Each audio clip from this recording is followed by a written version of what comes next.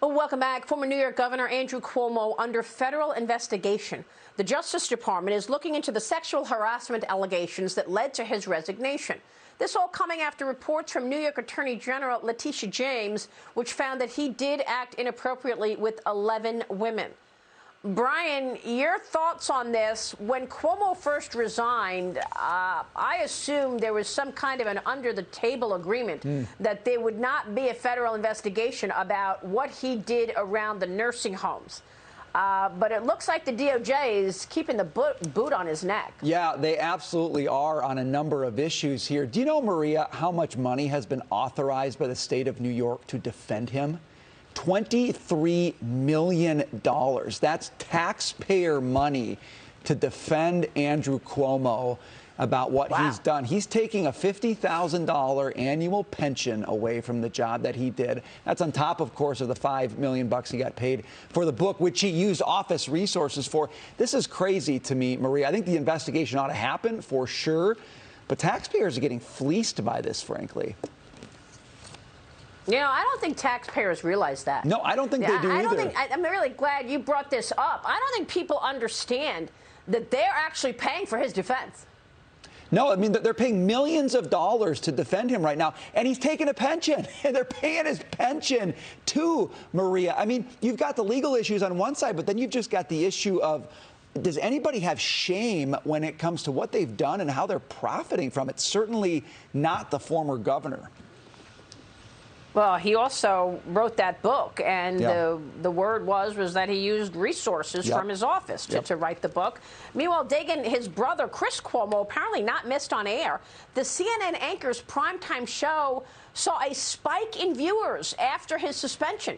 Nielsen reporting that his show's ratings jumped 19% on Tuesday night, his first night off air, Dagan.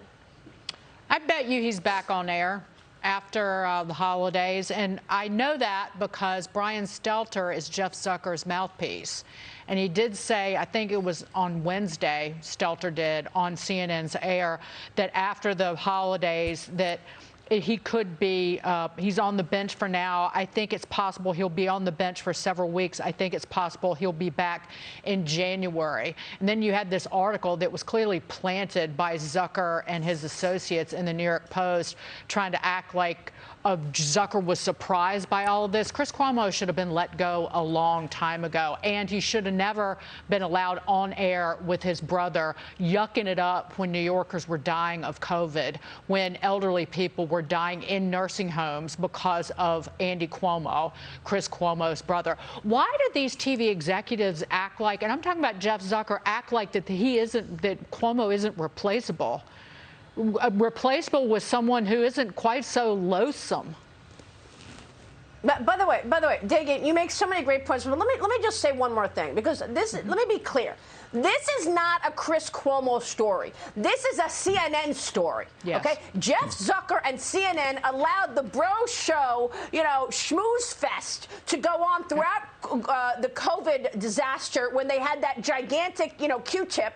They allowed this bro show to go on. And by the way, CNN is also culpable for reporting lies to the American people throughout the Russia hoax, okay? Yep. It was Jake Tapper, Mr. Jake Tapper, among the first reporters on air with the Steele dossier. So obviously CNN does not care about truth. This is not about Chris Cuomo. This is about CNN. Yep. Your thoughts? You're right. Like you're always. Spot on, Maria Bartiromo. Thank you.